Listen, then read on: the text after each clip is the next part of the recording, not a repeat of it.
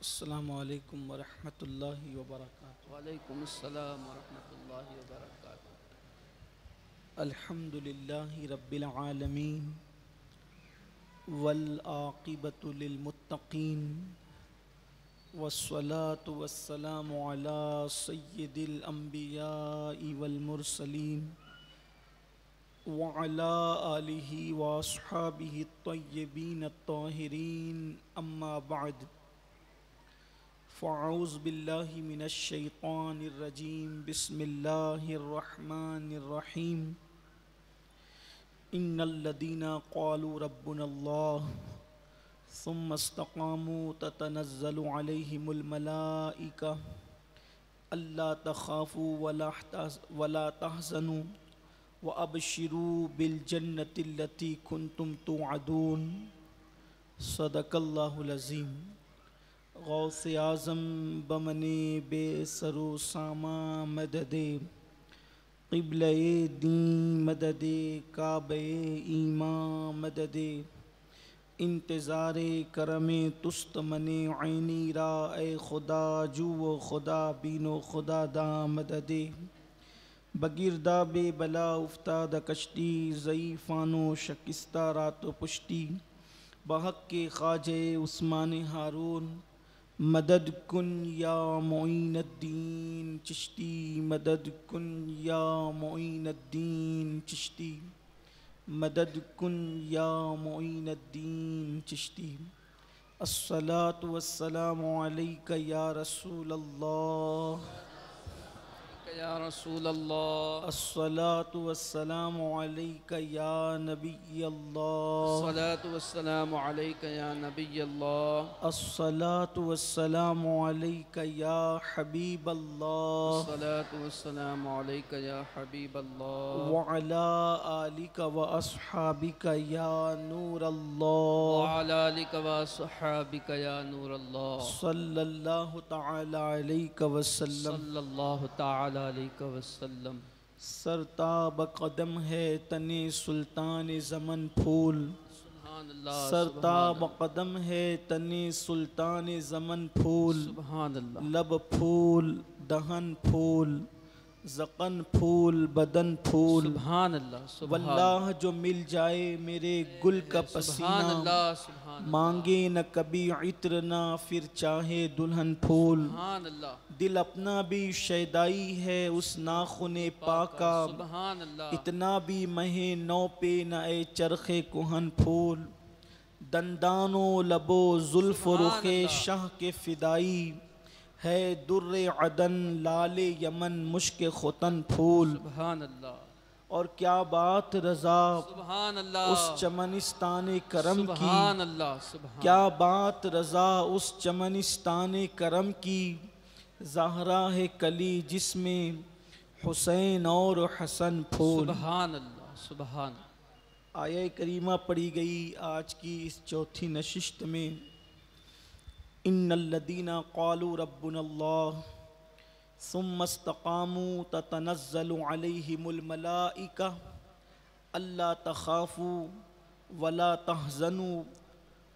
تحزنوا وابشروا بالجنة التي كنتم توعدون۔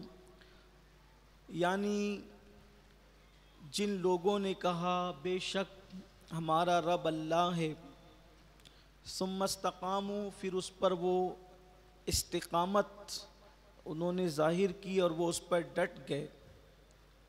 جب وہ استقامت کے ساتھ ڈٹ جاتے ہیں تو قرآن کہتا ہے تتنزل علیہم الملائکہ، پھر ان پر فرشتے نازل ہوتے ہیں، اور فرشتے نازل ہو کر ان کو تسلی دیتے ہیں اللہ تخافوا ولا تحزنوا وابشروا بالجنة التي كنتم توعدون۔ گھبرانا نہیں، خوف نہیں کھانا، اور اس دنیا میں اس جنت کی بشارت لے لو جس کا تم سے وعدہ کیا گیا ہے۔ نحن اولیاؤکم، ہم تمہارے دوست ہیں۔ کہاں پر دوست ہیں؟ فی الدنیا، دنیا میں بھی، اور پھر نحن اولیاؤکم فی الحیات الدنیا وفی الآخرہ، دنیا کی حیاتی میں بھی تمہارے دوست ہیں اور آخرت میں بھی تمہارے مددگار ہیں۔ یہ اللہ کے فرشتے ان سے کلام کرتے ہیں، اور اسی استقامت فی الدین پر، اسی دین پر استقامت کا مظاہرہ جسے ہم دین کہتے ہیں، امام عرش مقام امام حسین علی جدہ علیہ السلام نے کر دکھایا۔ کل تک کی گفتگو اگر آپ کو یاد ہے تو آپ کو پتہ ہوگا کہ یزید پلید جس وقت تخت پر، حکومت کے تخت پر بیٹھا، اور بیٹھتے ہی اس کو یہ خیال آیا کہ بہت سارے لوگوں نے تو میری بیعت کر لی، 3 ہستیاں ایسی ہے کہ جب تک وہ بیعت نہ کریں اور مجھے خلیفہ اور امیر المومنین نہ مانیں، اس وقت تک اور لوگوں کا ماننا مجھے فائدہ نہیں پہنچا سکتا۔ اور کل اشاروں میں آپ نے کچھ بات سماعت کی تھی کہ کچھ چاپلوسوں کے علاوہ بہت سارے مخلصین اور اہل اللہ نے بھی یزید کی بیعت کی۔ بعض لوگ یزید کی بیعت کرنے والوں پر لعن طعن کرتے ہیں بغیر کسی تخصیص کے۔ یقیناً جن لوگوں نے چاپلوسی کی وجہ سے یزید کا کردار اور کریکٹر معلوم ہونے کے بعد بھی اس کی تائید و حمایت کی، وہ مجرم تو ہیں، لیکن کچھ لوگ دل سے اس کو نہ چاہتے تھے اور اس کی حمایت نہیں کرتے تھے، مگر جان بچانے کی خاطر انہوں نے بیعت کر لی، اس لیے وہ مجرم نہیں۔ یہاں ایک اور وضاحت آپ کے سامنے کر دوں، جیسے ایک مسئلہ ہے، مسئلہ یہ ہے کہ اگر کسی بندے کو، کسی مسلمان کو، کسی مومن کو پکڑ لیا گیا اور پکڑنے کے بعد سامنے تلواریں ہیں، ڈنڈے ہیں، مار پیٹ کی جا رہی ہے اور بولا جا رہا ہے اللہ کے خلاف بولو، معاذ اللہ اللہ کے خلاف بولو، بتوں کے نام کے اس کی تعریف کرو، ان کے نام کے نعرے لگاؤ، تو اب یہاں پر شریعت یہ کہتی ہے کہ رخصت یہ ہے، راہ رخصت یہ ہے کہ اگر جان بچانے کے لیے کلمہ کفریہ زبان سے کہہ دیا اور اس کا دل ایمان پر مطمئن ہے، لیکن جان بچانے کے لیے کلمہ کفریہ کہا تو وہ کافر نہیں ہوگا، یہ ہے راہ رخصت۔ لیکن راہ عزیمت یہ ہے کہ وہ بندہ مر جائے مگر کلمہ کفریہ زبان سے نہ نکالے، یہ ہے۔ مگر جس نے رخصت پر عمل کیا وہ بھی مجرم نہیں ہے، کیونکہ شریعت نے اس کو رخصت دی ہے۔ تو جب جان بچانے کے لیے کہ جب کہ اس کا دل ایمان پر مطمئن ہو، جیسے مثال کے طور پر بہت واضح طور پر آپ کو یہ بات سمجھ میں آئے گی، حضرت سیدنا عمار ابن یاسر رضی اللہ تعالیٰ عنہ کو جب مکے کے کافروں نے خوب مارا پیٹا اور ان سے کلمہ کفریہ کہلوایا گیا تو حضرت عمار رضی اللہ تعالیٰ عنہ انہوں نے کلمہ کفریہ زبان سے نکال دیا۔ کچھ صحابہ لرز گئے، یا رسول اللہ عمار کافر ہو گیا۔ حضور اکرم صلی اللہ علیہ وآلہ وسلم نے فرمایا عمار جب تم یہ کلمہ کفریہ کہہ رہے تھے ان کے مار پیٹ سے بچنے کے لیے تو تمہارے دل میں کیا تھا؟ حضرت عمار نے عرض کیا کہ یا رسول اللہ اس وقت میرا دل ایمان پر مطمئن تھا، لیکن ان کے مار پیٹ سے بچنے کی خاطر میری زبان سے یہ نکل گیا۔ حضور علیہ السلام نے فرمایا عمار کافر نہیں ہوا۔ آقا کریم صلی اللہ علیہ وسلم نے فرمایا تو جان بچانے کے لیے اگر کسی پر ظلم ہو رہا ہے، تشدد ہو رہا ہے تو رخصت دی ہے، لیکن راہ عزیمت یہ ہے، عزیمت کی راہ یہ ہے۔ جیسے حضرت عمار نے رخصت پر عمل کیا، لیکن حضرت بلال نے عزیمت پر عمل کیا کہ بلال رضی اللہ تعالیٰ عنہ چابک پر چابک کھاتے رہے لیکن احد احد احد کا نعرہ بلند کرتے رہے کہ اللہ ایک ہے، اللہ ایک ہے۔ اسی طرح سے جن لوگوں نے جان بچانے کے لیے، آبرو بچانے کے لیے، عزت بچانے کے لیے جو ہے وہ رخصت پر عمل کیا، وہ لوگ مجرم نہیں ہے، کیونکہ وہ یزید کو پلید جانتے تھے، اس کو گندا جانتے تھے، مگر ان کو آئیڈیل نہیں بنایا جا سکتا، اور امام علی مقام نے راہ عزیمت پر عمل کیا۔ میں سمجھتا ہوں کہ یہ بات آپ کو بہت واضح طور پر اب سمجھ میں آ گئی ہوگی۔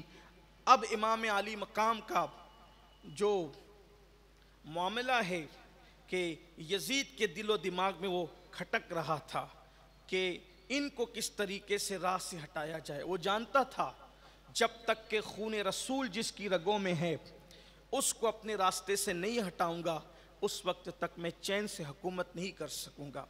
امام علی مقام علی جدہ علیہ السلام پہلی شخصیت، دوسری ذات حضرت سیدنا عبداللہ ابن عمر رضی اللہ تعالیٰ عنہ کی شخصیت، تیسری شخصیت حضرت سیدنا عبداللہ ابن زبیر رضی اللہ تعالیٰ عنہ کی شخصیت۔ ان تینوں سے وہ بیعت کا طالب تھا۔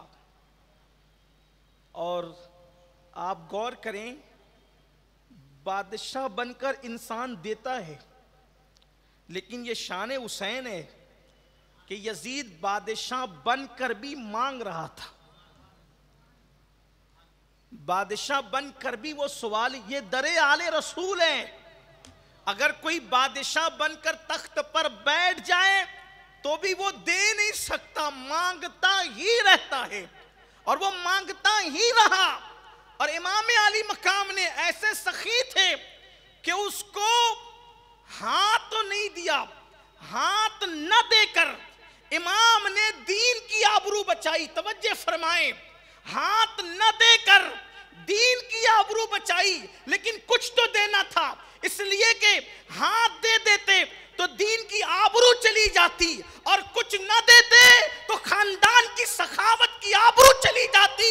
حسین نے ہاتھ نہ دے کر دین کی آبرو بچائی اور سر دے کر خاندان کی سخاوت کی آبرو کو بھی بچا۔ سبحان اللہ، سبحان اللہ، دیا تو اس کو بھی۔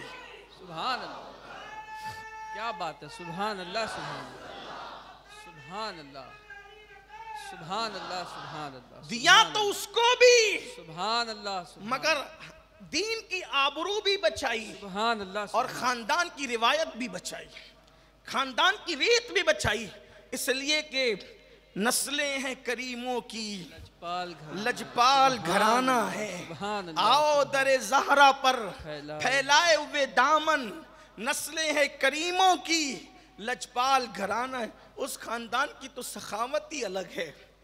اور میں تو کہتا ہوں کہ جو شربت بناتے ہیں، اہتمام کرتے ہیں، نیاز کرتے ہیں، لٹاتے ہیں ان کے نام پر، یہ نہ سمجھے کہ جیب خالی ہوتی ہے۔ نسلیں ہیں کریموں کی، جو ان کے لیے تھوڑا خالی کرے وہ اتنا بھر دیتے ہیں کہ مالا مال کر دیتے ہیں۔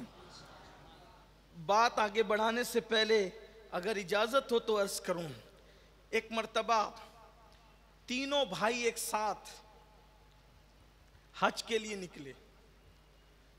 وہ قافلہ کتنا خوبصورت ہوگا کہ جس میں تینوں بھائی سفر کر رہے، امام حسن، امام حسین، حضرت عبداللہ ابن جعفر طیار، کیونکہ جعفر طیار چچا تھے کن کے؟ حسنین کریمین کے، تو یہ چچا زاد بھائی تھے۔ کون؟ عبداللہ ابن جعفر طیار۔ میں نام لیتا ہوں تو آپ بھی نام لے لیا کریں، یا نہیں نام لے سکے تو کم سے کم ان بزرگوں کے ساتھ رضی اللہ عنہ کہہ لیا کریں۔ یہ وہ نام ہے جن کے یہ نام زبان پر آتے ہیں تو نام لینے والوں کی مغفرت ہو جاتی ہے۔ ہاں، نام لینے والوں کی بخشش ہو جاتی ہے۔ یہ وہ نام ہے جن ناموں سے مشکل کشائی ہوتی ہے، یہ وہ نام ہے جن ناموں سے بگڑیاں بنتی ہے۔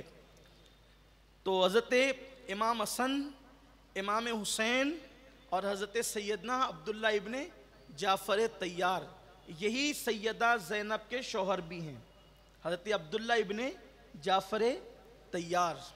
نئی نسل کو اللہ کرے نام سب پتہ چلیں، یاد ہو جائیں، اور آپ سے یہی کہتا ہوں کہ یہی نام اپنے گھروں میں رکھو، اپنے بچوں کے نام رکھو، تاکہ تمہاری اولاد کو پتہ چلے ہمارا باپ نہ ناسبی تھا نہ خارجی تھا، ہمارے گھر کے اندر صحابہ اور اہل بیت کی محبت کا ماحول تھا، اور جس کے نام رکھے جاتے ہیں نام کا اثر بھی آتا ہے۔ اس لیے نچنیے گویے کرکٹروں کے نام پر نام مت رکھو، اپنی اولاد کا نام ان آقاؤں کے نام پہ رکھو۔ تو حضرت جعفر طیار کے شہزادے عبداللہ ابن جعفر طیار، امام حسن اور امام حسین یہ تینوں جا رہے تھے حج کے لیے، اور یہ لوگ حج کو جاتے تھے تو سواری ساتھ ہونے کے بعد بھی پیدل جاتے تھے۔ امام حسن اور امام حسین دونوں بھائیوں نے پیدل 25 حج کیے۔ کتنے حج کیے؟ 25 حج کیے پیدل۔ ان کا حج بھی بڑا خوبصورت ہے، اللہ کرے کبھی موقع ملے تو امام حسین کے حج پر، امام حسن کے حج پر گفتگو ہو، لیکن وہ عنوان نہیں، ہمیں کربلا کی طرف سفر کرنا اس وقت تصورات کی دنیا میں۔ تو امام حسنین کریمین، امامین کریمین اور حضرت عبداللہ ابن جعفر طیار تینوں سفر حج میں تھے۔ بھوک لگی اور اتفاق سے اس وقت کھانے کا کوئی انتظام نہ ہو سکا، تو قریب میں ایک کٹیا نظر آئی جو ٹوٹی پھوٹی تھی۔ تینوں اس کٹیا کی طرف گئے تو دیکھا کہ وہاں ایک بڑھیا ہے اس کٹیا کے اندر، اور تینوں حضرات کے نورانی خوبصورت چہرے دیکھ کر، تینوں کے خوبصورت چہرے دیکھ کر بڑھیا نے کہا کون ہے؟ تو کہا مسافر ہیں، حج کو جاتے ہیں۔ امام حسین کا چہرہ اتنا خوبصورت تھا، مورخ نے لکھا ہے، ابن عساکر لکھتے ہیں کہ جب آپ اندھیرے میں بیٹھتے تھے تو آپ کے چہرے سے نور کی شعائیں نکلتی تھی اور آس پاس کی جگہ منور ہو جاتی تھی۔ یہ خوبصورت لوگ ہیں، حسین لوگ ہیں، حسن والے لوگ ہیں۔ اور امام حسن کا کیا کہنا؟ امام حسن پاک کا حال تو یہ تھا کہ وہ ہم شبیہ پیغمبر تھے۔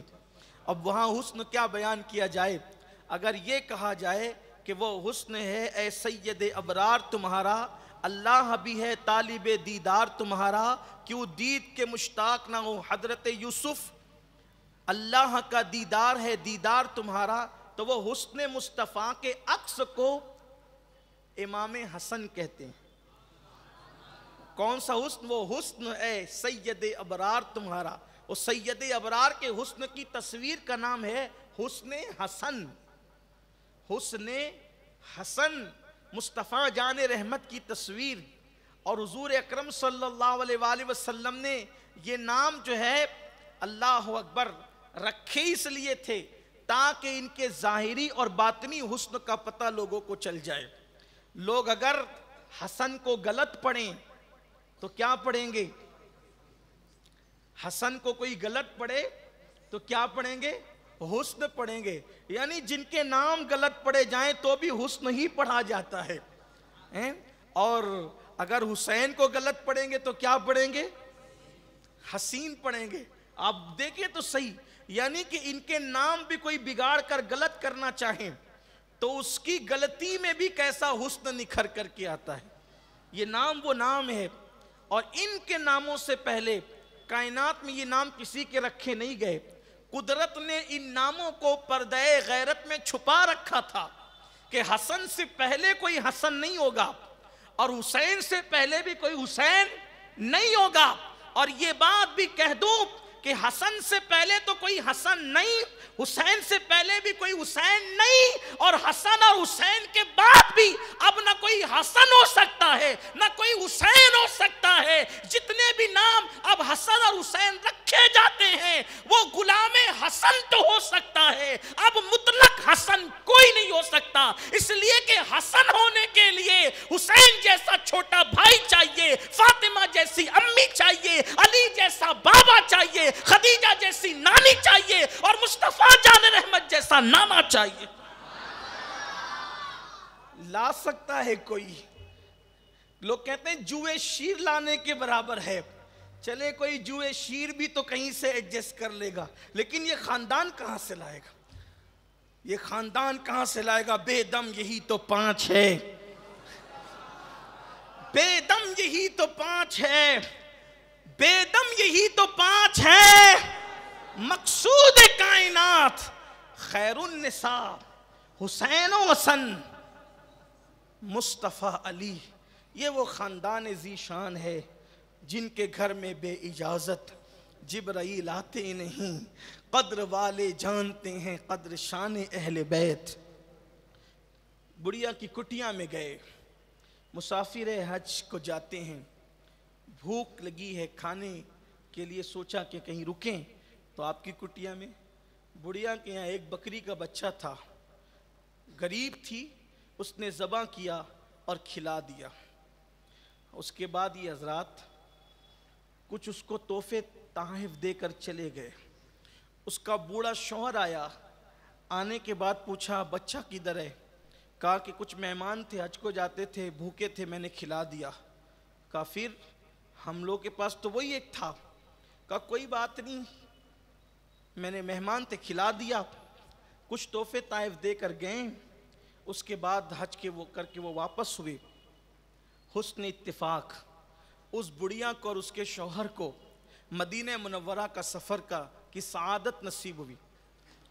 وہ لوگ اس سفر میں تھے، غریب تھے، وہاں وہ بڑھیا راستے میں کہیں نظر آئی، امام حسن کی نظر پڑی، یہ تو وہی بڑھیا ہے جس نے ہمیں مسافرت میں کھلایا تھا۔ اور اگر بڑھ کر کہوں اپنے ذوق کے مطابق تو توجہ کریں، اس نے ہمارے لیے کھانا بنایا تھا۔ توجہ، اس نے ہمارے لیے کھانا بنایا تھا، کھلایا تھا ایک الگ بات، ہمارے لیے کھانا بنایا تھا۔ گئے بڑھیا کے پاس، پہچانا نہیں، وہ جو حج کے موقع پر مسافر تیرے گھر کھانے آئے تھے، کہاں؟ انہی میں سے ایک ہوں، یہی میرا گھر ہے، چلو۔ لے گئے، 1000 بکریاں خرید کر منگوائی، 1000 بکریاں خرید کر منگوائی اور اس بڑھیا کو دیا، اور ساتھ ہی ساتھ 1000 سونے کے سکے بھی دیے۔ فرمایا دوسرا میرا بھائی تھا، اس کے پاس بھی جاؤ، اس کا گھر وہاں ہے۔ وہ بڑھیا وہاں گئی اور کہا کہ دیکھو تمہارے بھائی نے جو آپ کے ساتھ حج میں تھے 1000 بکریاں اور 1000 دینار سونے کے سکے دیے ہیں۔ تو امام حسین نے بھی 1000 بکریاں اور 1000 سونے کے سکے دیے۔ پھر اس کے بعد کا وہ ایک میرا چچا زاد بھائی تھا جو ہم 3 میں سے تیسرا تھا، اس کا گھر وہاں ہے، وہاں جاؤ۔ حضرت عبداللہ ابن جعفر طیار کے گھر گئی تو کہا ان دونوں نے کیا دیا؟ کہا 1000 بکریاں اور 1000 دینار دیے۔ حضرت جعفر طیار نے 2000 بکریاں منگوائی اور 2000 بکریاں اور 2000 دینار دیے۔ 4000 بکریاں اور 4000 دینار لے کر جب اپنے شوہر سے ملی تو کہا یہ کہاں سے لائی؟ ہم تو یہاں مسافر ہے۔ کہا وہ جو ہے وہ کمزور سا، جو ہے وہ چھوٹا سا بچہ بکری کا جن مہمانوں کو کھلایا تھا وہ اتنے سخی لچپال نکلے کہ انہوں نے ہمیں مالا مال کر دیا۔ تو کہا وہ ہے کون؟ انہوں نے بتایا، وہ ہے کون؟ انہوں نے بتایا۔ کہا نہیں، میں نے ان کے نام بھی نہیں پوچھے، قربان جائے تو کسی نے کہا آل نبی کے سوا اتنا سخی کون ہو سکتا؟ تو جس نے ایک مرتبہ ان شہزادگان کے لیے اپنے گھر میں کھانا پکایا، شہزادوں نے اس بڑھیا کو اتنا مالا مال کر دیا۔ سنیو، تم تو ہر سال ان کے لیے پکاتے ہو، اس کی برکتیں کیا نصیب ہوگی؟ تو عرض یہ کر رہا تھا، ان کی سخاوت پر بات آ گئی تھی کہ یزید جب بادشاہ بنا، حکمراں بنا، تو اس کو یہی تھا کہ ان 3 لوگوں سے بیعت لینی ہے۔ اس نے خط لکھا مدینہ منورہ کے گورنر حضرت امام علی مقام کے متعلق اور حضرت عبداللہ ابن عمر کے متعلق اور حضرت عبداللہ ابن زبیر کے متعلق ولید بن عقبہ کو، ولید اس وقت مدینہ منورہ کا گورنر، ان کو خط لکھا۔ خط کا مضمون اکثر مورخین نے یہ بیان کیا ہے کہ جیسے یہ خط تمہارے پاس پہنچے ان تینوں کو بلاؤ اور میری بیعت طلب کرو، اگر وہ میری بیعت کر لیں ٹھیک ہے، ورنہ تینوں کو اسی وقت قتل کر دینا۔ دیکھیے یہ جو بات کہی جاتی ہے نا کہ یزید نے قتل نہیں کیا، یزید نے قتل نہیں کیا، یزید نے قتل نہیں کیا، وہ تو ملک شام میں بیٹھا ہوا تھا، اس کے قتل کا پلان تو پہلے سے تھا۔ اور کسی نے کہا کہ تیر چلانے والا ملک شام میں بیٹھا تھا جس کا تیر کربلا میں چل رہا تھا، ایسا نہیں کہ یزید بے قصور تھا، وہ بے قصور ہو بھی کیسے سکتا، اور اس کے دل میں اتنی دشمنی تھی اہل بیت اطہار کی کہ اگر آگے گفتگو ہوگی تو میں آپ کو بتاؤں گا۔ اس پلید کے دل میں بڑی دشمنی تھی، بڑی گستاخی، بڑا گستاخ اور بے ادب تھا، صحابہ کا بھی گستاخ تھا، حضور علیہ السلام کے اصحاب کی شان میں بھی توہینیں کرتا تھا، ام المومنین حضرت عائشہ صدیقہ کا بھی گستاخ تھا۔ شیخ عبدالحق محدث دہلوی رحمۃ اللہ علیہ نے جو لکھا ہے وہ جملے تو نقل کرنے کی ہمت نہیں ہوتی، اس بدبخت نے اما جان عائشہ صدیقہ کی شان میں ایسی گستاخی کی ہے۔ تو اس نے کہا کہ اگر وہ بیعت کرے تو ٹھیک ہے، بیعت نہیں کرتے تو تینوں کو قتل کر دو۔ وہ خط پہنچا مدینہ منورہ، ولید کچھ دور اندیش انسان تھے، ولید بن عقبہ، اور کچھ خیال تھا اہل بیت کا۔ جب خط پڑھا یزید کا تو کہا لا حول ولا قوت الا باللہ العلی العظیم۔ اس نے کیا خط لکھا کہ میں آل نبی کو قتل کر دوں، شہید کر دوں؟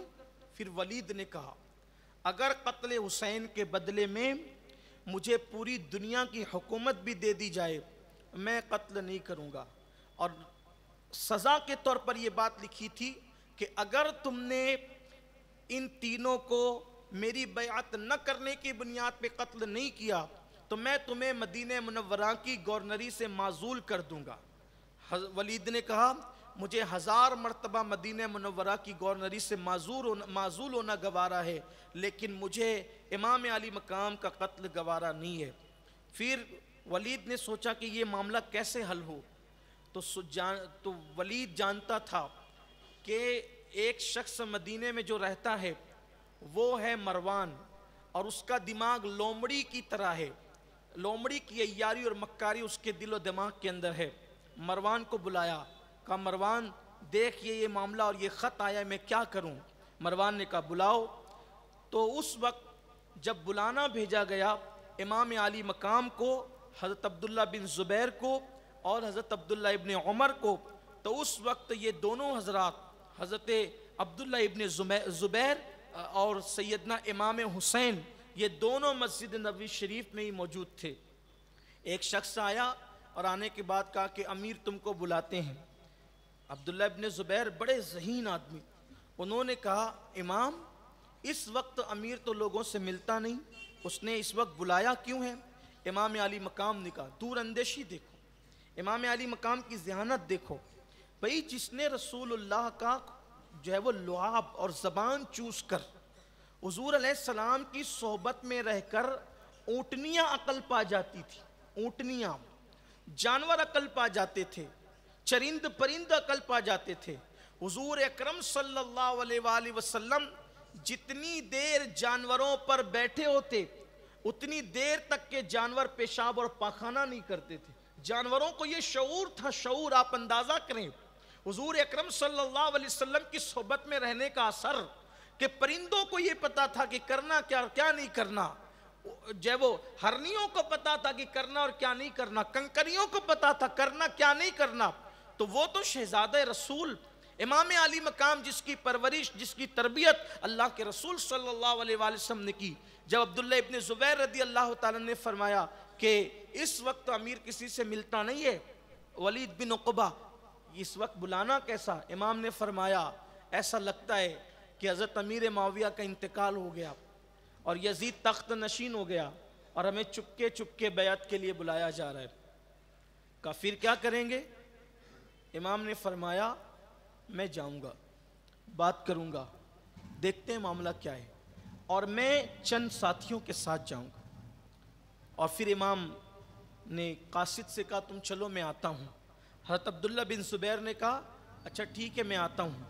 عبداللہ ابن زبیر اسی وقت تیاری کر کے فوراً مکہ شریف کو روانہ ہو گئے، اور وہاں جا کر جو یزید کی طرف سے حکومت یزید کی طرف سے جو گورنر تھا اس کو بھگا دیا، اور آپ مکۃ المکرمہ کے گورنر بن گئے، اور وہیں پر جو ہے وہ اپنا پورا معاملہ انہوں نے سیٹ کر لیا۔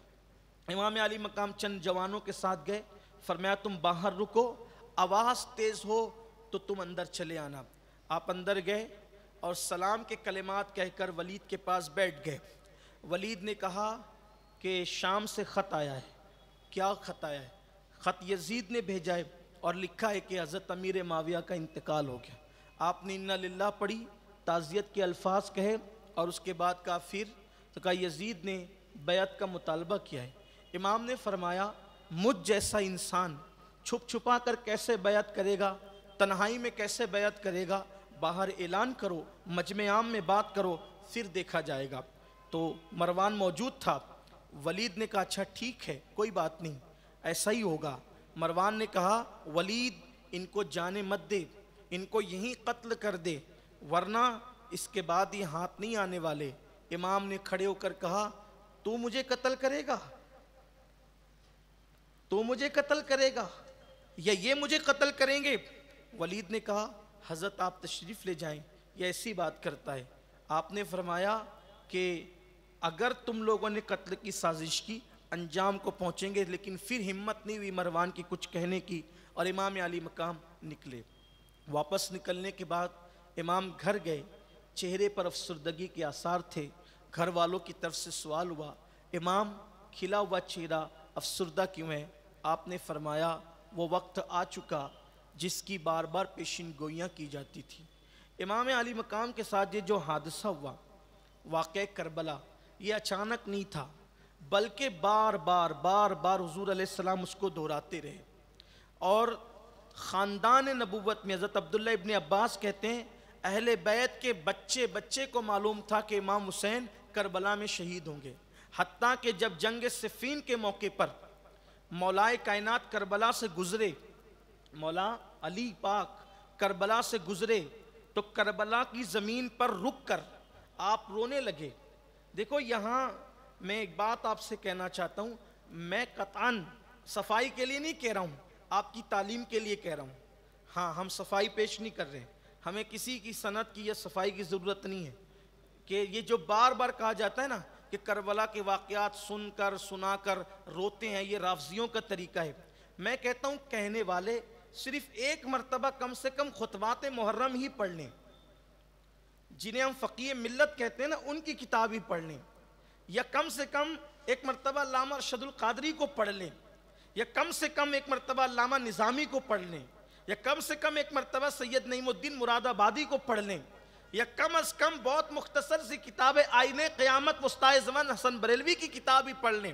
حضرت مولانا حسن بریلوی جو برادر اعلیٰ حضرت ہے, جن کا مشہور کلام ہے کہ وہ ہم بار بار پڑھتے ہیں, کس زبان سے ہو بیاں داستان اہل بیت, مدح گوئے مصطفیٰ ہے مدح خان اہل بیت. یہ جو بار بار تاثر دیا جاتا ہے بعض لوگوں کی طرف سے کہ ذکر حسین سن کر رونا منع ہے, رونا منع, میں یہ نہیں کہتا کہ زبردستی اوروں کی طرح رو اور پیٹو, یہ ہمارا مسلک نہیں ہے.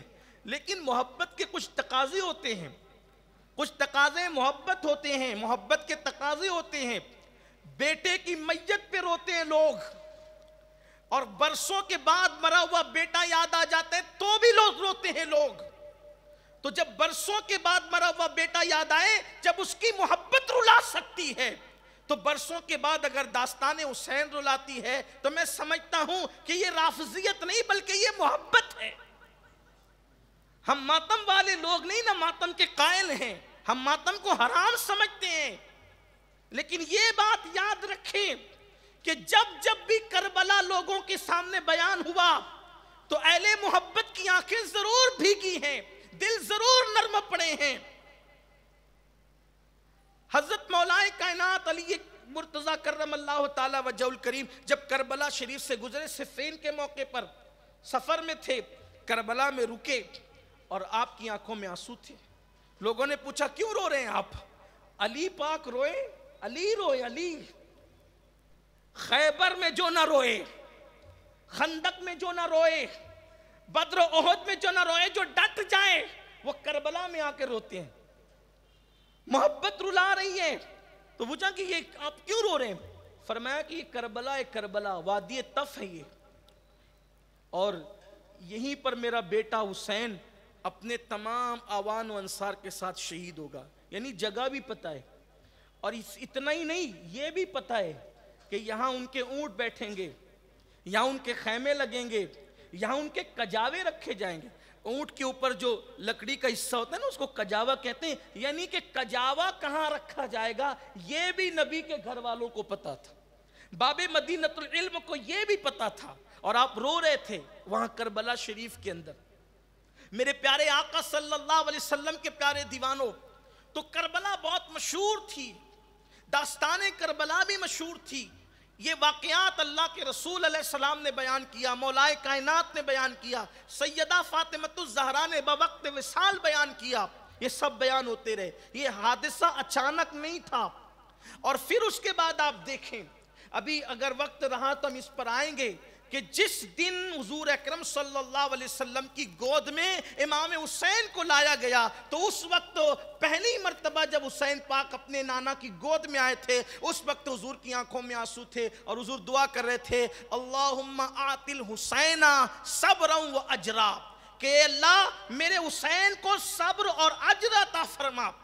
آخر کار پیدا ہونے والے نوزائیدہ بچے کے لیے، شہزادے کے لیے صبر اور اجر کی دعا کیوں کی جا رہی ہے؟ اس لیے کہ رسول اللہ جانتے ہیں کہ جو آج پیدا ہوا ہے اس کو قدم قدم پر صبر سے گزرنا ہے، صبر کی منزل سے گزرنا ہے، اور مولا حسین اپنی پوری زندگی میں ہر قدم پر صبر کی منزل سے گزرتے رہے۔ سیدنا امام زین العابدین سے کسی نے پوچھا یہ صبر کیا ہے اور صبر کی حیثیت کیا ہے؟ تو حضرت امام زین العابدین نے فرمایا جس طریقے سے زندہ انسان کے لیے سر کا ہونا ضروری ہے، ویسے ہی ایمان کے لیے صبر کا ہونا ضروری ہے۔ اللہ اکبر، یہ نہیں کہا گیا کربلا ٹل جائے، امام حسین کے سر سے مصیبت ٹل جائے، امام حسین کے سر سے بلائیں ٹل جائیں، نہیں بلکہ کیا دعا کی جا رہی ہے؟ اے اللہ میرے حسین کو صبر عطا فرما اور اجر عطا فرما۔ جانتے ہیں قدم قدم پر صبر ہے۔ اب آپ دیکھیں، اگر ہم دیکھیں تو امام علی مقام کی زندگی کا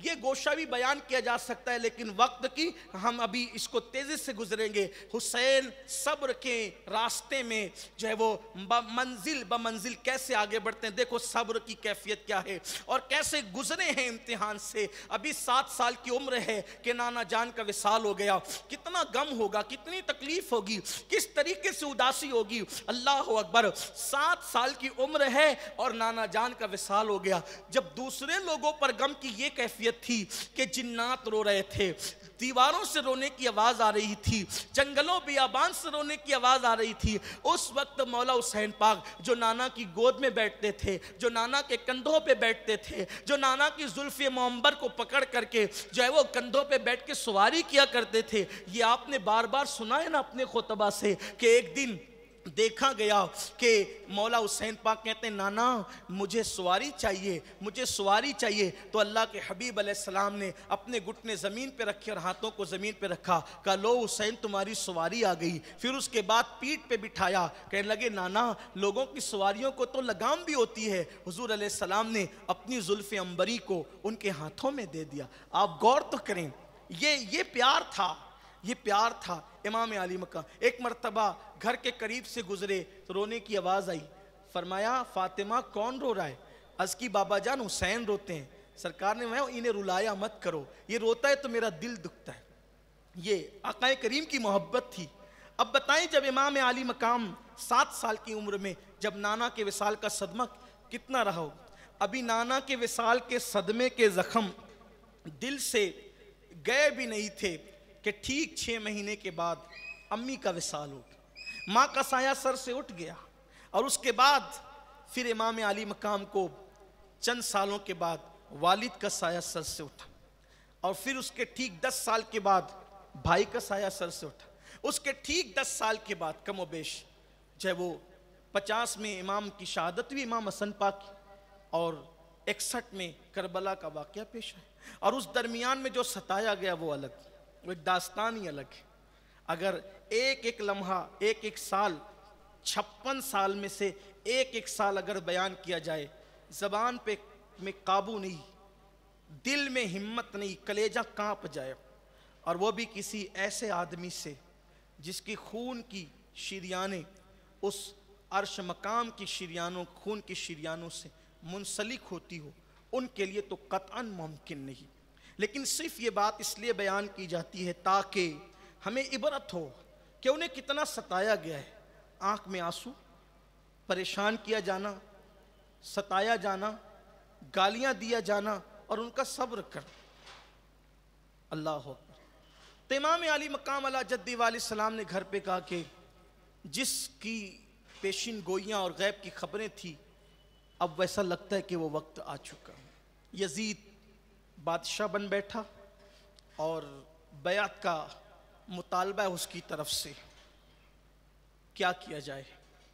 تو یہ تھا کہ ہم مدینہ چھوڑ دیں گے، اب ہمیں مدینہ شریف چھوڑنا ہے۔ یہ مدینہ شریف چھوڑنا، مدینہ شریف چھوڑنا صرف یہ نہ کہ صرف چھوڑنا، یعنی کہ اس سے نکلنا۔ کسی عاشق سے پوچھو، 14ویں صدی کے مجدد امام عشق و محبت کہتے ہیں، یا قافلتی زیدی اجلک رحم بر حسرت تشن لبک، مورا جیارا لرجے درک درک، طیبہ سے ابھی نہ سنا جانا۔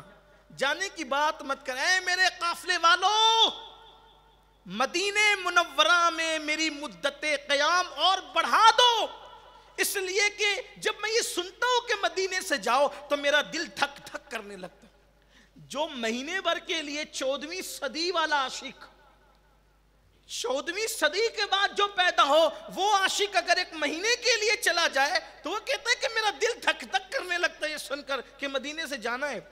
جو پیدا مدینہ منورہ میں ہو، جو جوان مدینہ منورہ میں ہو، جو بڑا مدینہ منورہ میں ہو، جو پلا مدینہ منورہ میں ہو، جس کی ولادت سے لے کر جوانی تک کے لمحات مدینہ منورہ میں گزرے ہوں، اور پھر مسافر کی حیثیت سے نہیں، مسافروں کا مدینہ منورہ میں قیام اور ہے، اور امام حسین کا مدینہ منورہ میں قیام اور ہے۔ مسافر جاتا ہے تو واپسی کا ٹکٹ لے کر کے جاتا ہے، اور واپسی کا ٹکٹ نہ صحیح تو کم سے کم واپس لوٹنے کی سامان لے کر جاتا ہے، تمنا لے کر جاتا ہے۔ وہ عاشق اور تھے جو دفن ہونے کی تمنا لے کر جاتے تھے، لیکن بہرحال وہ کچھ نہ کچھ تو بہرحال خیال دل میں ہوتا ہے کہ لوٹنا اتنی تاریخ کو ہے، لوٹنا اتنی تاریخ کو ہے۔ حسین کا تو سب کچھ مدینے کا تھا، ماں بھی مدینے میں، بابا بھی مدینے میں، بھائی بھی مدینے میں، گھر بھی مدینے میں، نانا بھی مدینے میں، سب کے سب مدینے میں۔ بلکہ اگر یہ کہہ دوں کہ مدینے کے مالک کا نام امام حسین ہے تو یہ کوئی غلط بات نہیں ہوگی، اس لیے کہ نانا کے شہر کا اگر کوئی مالک کہلا رہا ہے، کون ہے؟ سب کچھ تو انہی کا ہے۔ مسجد نبوی کا، مسجد نبوی کی رونق کا نام امام حسین ہے، صفہ کے چراغ کا نام امام حسین ہے، جس کی اماں کا خود کا حجرہ آج بھی مدینہ طیبہ میں موجود، اور حجرے مسجد میں شامل ہو گئے، لیکن 2 حجرے اب بھی باقی ہیں۔ ایک تو حجرہ عائشہ ہے، ایک تو حجرہ فاطمہ ہے، جس کی والدہ کا حجرہ اب بھی مدینہ طیبہ میں، یعنی کہ جس کی ماں کا گھر اب بھی مدینہ طیبہ میں، وہ امام حسین ہے۔ اور کہتے ہیں کہ اب ہمیں مدینہ چھوڑ دینا ہے، چلے جانا ہے۔ یہاں کہاں جانا ہے؟ کہ کوئی منزل ہی نہیں۔ کہاں جانا ہے؟ کوئی منزل نہیں۔ 2 چیزیں، ایک اپنا وطن، ایک اپنی پسند، دوسرے نبی کی پسند۔ اپنی پسند وطن میں رہو، نبی پاک کی پسند دین بچاؤ۔ امام حسین نے اپنی پسند چھوڑ دی، ترک کی اپنی پسند کو، نانا کی پسند دین بچا۔ دین کتنا اہم ہے، کربلا سننے کے لیے بے چین رہنے والوں سے، کربلا سننے کے لیے بے قرار رہنے والوں سے، کربلا کے واقعات پہ قربان رہنے والوں سے میں پوچھنا چاہتا ہوں۔ امام حسین کہتے ہیں مدینے سے چلے جائیں گے لیکن دین کو بے سہارا ہونے نہیں دیں گے، دین بچانا ہے، یہاں سے چلے جانا، دین بچانا ہے، دین پہ آنچ نہیں آنے دیں گے۔ اپنے سروں کی ٹوپیاں بوجھ سمجھنے والوں، چہروں سے داڑیاں منڈا کر گٹروں میں پھینکنے والوں، اپنے گھر کی شادیوں میں ڈی جے بجانے والوں، حرام اور ناجائز روپیوں کی شکل میں بلکہ سود اور بیاج کی شکل میں حرام پیٹ میں ڈالنے والوں سے میں پوچھنا چاہتا ہوں، دین کہاں ہے؟ مذہب کی تڑپ کہاں ہے؟ مسلک کا شوق کہاں ہے؟ ایمان کی اہمیت کہاں ہے؟ لوگ اگر 1,00,000 روپے جیب میں رکھ کے نکلتے ہیں تو بار بار جیب ٹٹولتے، پیسے ہے کہ نہیں ہے؟ ارے ایمان سینے میں رکھ کے نکلنے والوں، دن میں کتنی مرتبہ ایمان ٹٹولتے ہو کہ ایمان ہے کہ چلا گیا؟ روپیوں پر بکنے والے لوگ، روپیوں پہ ایمان کا سودا کرنے والے لوگ، گناہ کی دہلیز پہ ایمان کا سودا کرنے والے لوگ کبھی حسینی ہو سکتے؟ غور کرو دین کتنا اہم ہے۔ امام نے فرمایا ہم مدینہ شریف سے چلے جائیں، کہاں جائیں؟ کوئی منزل نہیں ہے، فی الحال ایک کام کریں گے کہ محمد بن حنفیہ سے، جن کو محمد اکبر کہتے ہیں، یہ مولا علی کی دوسری بیوی کے بیٹے ہیں، جناب حنفیہ کے بیٹے ہیں، اسی لیے ان کو محمد بن حنفیہ کہتے ہیں، محمد اکبر ان کا نام ہے۔ ان سے مشورہ کریں گے بھائی سے۔ انہوں نے کہا امام بیعت نہ کریں، آپ تو کرنا ہی نہیں ہے، بیعت نہ کریں، لیکن آپ کو کہیں اور نہیں جانا ہے، مدینے میں رہیں گے تو پریشان کیے جائیں گے، آپ مکے چلے جائیں، وہاں جائیں سکون سے رہیں، کوئی آپ کے ساتھ چھیڑ چھاڑ نہیں ہوگی۔ آپ نے گھر والوں سے کہا ٹھیک ہے ہم مکے جائیں گے، اور فرمایا کہ تیاری کرو مکے جانا ہے۔ یہ مکے جانا صرف یہ تھا، لیکن امام علی مقام کے آگے کی گفتگو بتاتی ہے کہ حضور علیہ السلام نے خواب میں آ کر کے فرمایا تھا حسین تمہیں کربلا جانا ہے، لیکن امام پاک اس کو مخفی رکھنا چاہتے تھے کسی سبب سے، آگے آتا ہے وہ، اس کا ذکر آتا ہے۔ امام نے فرمایا سفر میں جانے والوں میں شہربانو ہوگی، ام رباب ہوگی، لیلہ ہوگی، یہ 3 بیویاں امام، ٹھیک، بہن زینب بھی ساتھ ہوگی، ام کلثوم بھی ہوگی، 2 بہنیں ساتھ۔ پھر اس کے بعد امام حسن کے بیٹے عبداللہ ابن حسن، قاسم ابن حسن، یہ ساتھ ہوں گے۔ اسی طرح مولا علی کے 4 بیٹے ساتھ ہوں گے، عون بن علی، محمد بن علی، عمر بن علی، عباس بن علی۔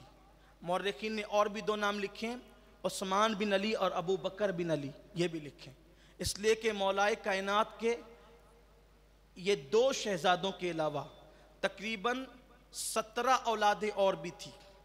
آپ نے 9 نکاح کیے مولا کائنات نے، اور حضرت امام حسن رضی اللہ تعالیٰ عنہ کے 14 بیٹے تھے، تو 14 بیٹوں میں سے 4 بیٹوں کو لے جانا آپ نے منتخب فرمایا، اور اپنے 3 بیٹوں کو ساتھ لیا، علی اکبر، علی اوسط، علی اصغر۔ علی اصغر کی عمر ابھی صرف 5 یا 10 دن کی تھی، یعنی ان کی ولادت ہی ہوئی تھی بس، اور جانا تھا۔ بیٹیوں میں کئی روایتیں ملتی ہے، لیکن یہ کہ سکینہ ساتھ ہوگی اور فاطمہ کبریٰ، یہ بھی تذکرہ آتا ہے، ساتھ ہوگی، لیکن اکثر لوگ کا کہنا ہے کہ سفر میں صرف سکینہ ساتھ ہوگی، اور فاطمہ صغریٰ جو ہے وہ بیمار تھیں، کہ فاطمہ کبریٰ ساتھ ہوگی، فاطمہ صغریٰ تو بیماری تھی، لیکن مورخین کہتے ہیں نہیں، 2 ہی بیٹیاں تھیں۔ اور بعض مورخین نے لکھا ہے کہ ایک بیٹی کا نام بھی ام کلثوم تھا، ام کلثوم بنت حسین۔ ان کا وصال ملک شام میں ہی ہو گیا، میں نے ملک شام میں ان کے مزار پر حاضری دی ہے کہ وہی شام میں ان کا وصال ہو گیا، یعنی اب گویا کے ساتھ میں 2 بیٹیاں گئی، اگر وہ روایت صحیح ہے تو۔ پھر کہتا ہوں تاریخ میں کئی اقوال ملتے ہیں، اب آپ کہیں گے کہ یہ اقوال جو ہے وہ کئی بیان کیے جاتے تو اس کا مطلب آپ کو الجھانا نہیں ہے، یہ ساتھ ساتھ اس لیے بیان کر دیے جاتے ہیں کہ اگر کہیں آپ پڑھیں یا کوئی آپ کو سنائے تو آپ کو پتہ چلے کہ اقوال کہیں ایک ہے۔ اچھا پھر آپ سوچیں کہ یہ اتنے اقوال کیوں ملتے ہیں؟ تو یہ تاریخی روایات ہیں، تو اس میں تحقیق کے راستے سے جو جہاں تک پہنچا وہ روایتیں لاتا ہے، واللہ عالم زیادہ صحیح کیا ہے یہ اللہ جانے اور اس کی عطا سے اس کا رسول جانے۔ تو ام کلثوم بنت حسین، ام کلثوم بنت علی، یعنی ام کلثوم نام کی اب 2 جو ہے وہ خواتین ساتھ ہوگی۔ پھر سیدنا عبداللہ بن جعفر طیار کے بھی 2 بیٹے ہوں گے، ایک محمد ابن عبداللہ ابن جعفر طیار، ایک اون ابن عبداللہ ابن جعفر طیار، یعنی محمد اور اون نام کے دو لوگ ہوئے، یعنی وہاں دو محمد تھے اور دو اون تھے، یعنی کہ سیدہ زینب کے بیٹوں کا نام ان کے بھائیوں کے نام پر محمد اور اون رکھا گیا تھا۔ اس طریقے سے یعنی کل قافلے میں جو بنو ہاشم کے افراد ہیں ان کی تعداد 14 ہے کم و بیش، بعض لوگوں نے 20 بھی لکھی ہے، جن کو میں نے نام پڑھ دیا آپ کے سامنے۔ اب مزید اب تھوڑا سا میں یہ چاہتا ہوں کہ جو لوگ ساتھ تھے ان کا ایک ہلکا سا تعارف، اسی طرح ایک روایت کے مطابق حضرت امام حسن کی ایک بیوی جو حضرت سیدنا امام قاسم رضی اللہ تعالیٰ عنہ کی والدہ تھی، وہ بھی امام حسین کے ساتھ کربلا میں گئیں۔ اب یہاں پر تھوڑا سا ایک آپ کے سامنے تعارف، پہلے آتے ہیں حضرت سیدہ شہر بانو کی طرف۔ یہ شہر بانو کون ہے؟ یہ امام حسین کی بیوی، اور یہ ماں ہیں امام علی اوسط ابو الائمہ حضرت سیدنا امام زین العابدین کی امی ہے یہ، اور یہ بہت بڑے بادشاہ کے گھرانے کی بیٹی ہے۔ آپ نے نام سنا ہوگا نو شیروان کا، جس کو لوگ کہتے ہیں عادل، نو شیروان عادل کہتے ہیں، ہم نہیں کہتے، لیکن صرف بتانے کے لیے۔ نو شیروان بہت بڑا بادشاہ تھا، اور اسی گھرانے میں یزد جرد اور بعض لوگ یزد گرد بھی کہتے ہیں۔ تو چونکہ عربی زبان میں غاف نہیں ہوتا تو اس لیے اس غاف کو جیم پڑھتے ہیں۔ تو یہ بھی بہت بڑا بادشاہ تھا، اسی خاندان کا، نو شیروان کے خاندان کا، اور یہ اسی خاندان کی خاتون تھی۔ اس خاندان کی 3 بیٹیاں جس وقت فاروق اعظم کے دور میں ایران فتح ہوا، ایران کی فتح ہوئی، تو اس وقت جو بہت ساری عورتیں کنیز اور باندیاں بنا کر لائی گئیں، تو ان میں سے بادشاہ کے گھرانے کی 3 بیٹیاں بھی تھیں، اس میں سے ایک حضرت شہر بانو تھی، اور بھی 2 خواتین تھیں، یعنی انہی کی بہن۔ تو جس وقت یہ آئیں تو پوری سونے میں لدی ہوئی تھی یہ، کیونکہ یہ شہزادیاں تھیں، بادشاہ وہ بھی شاہ ایران کے گھر کی بیٹیاں تھیں، تو ان کو تو یہ اندازہ بھی نہیں تھا کہ یہ قیدی بنا لی جائے گی اور یہ قید ہو جائے گی۔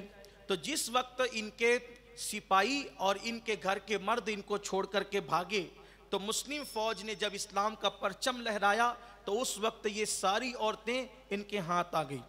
تو یہ سب قیدی بنا کر لائی گئی تھی مدینہ منورہ۔